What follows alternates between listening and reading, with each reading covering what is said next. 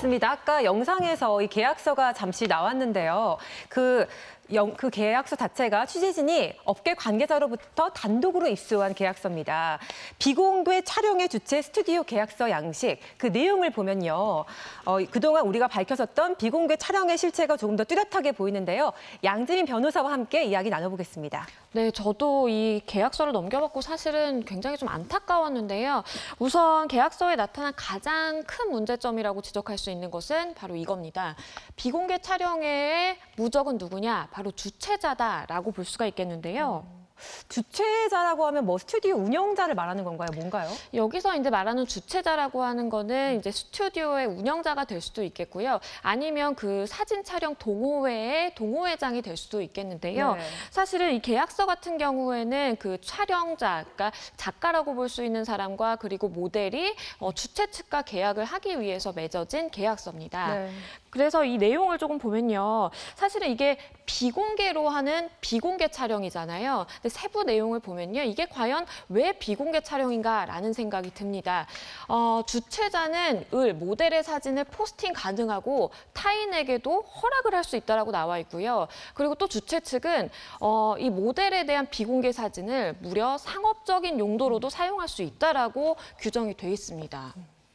야, 그러니까 촬영자나 모델한테는 비공개를 뭐 원칙으로 하지만 그렇죠. 주체자는 마음대로 할 수 있다는 거네요. 네. 그렇습니다. 거기다가 더 심각한 문제는요. 사진이 만약에 유출되더라도 본인은 모든 책임에서 벗어날 수 있다라는 것이 문제인데요. 그 관련 조항을 또 보시면요.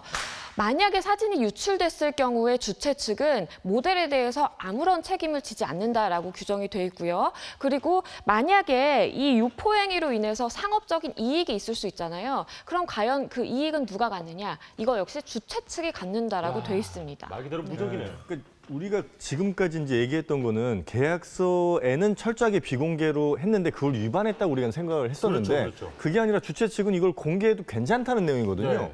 그렇게 되면 사실상 이 사람들 처벌하기가 상당히 어려울 수도 있어요. 왜냐하면 이건 사인 간의 거래인데 양측이 다 동의를 했다.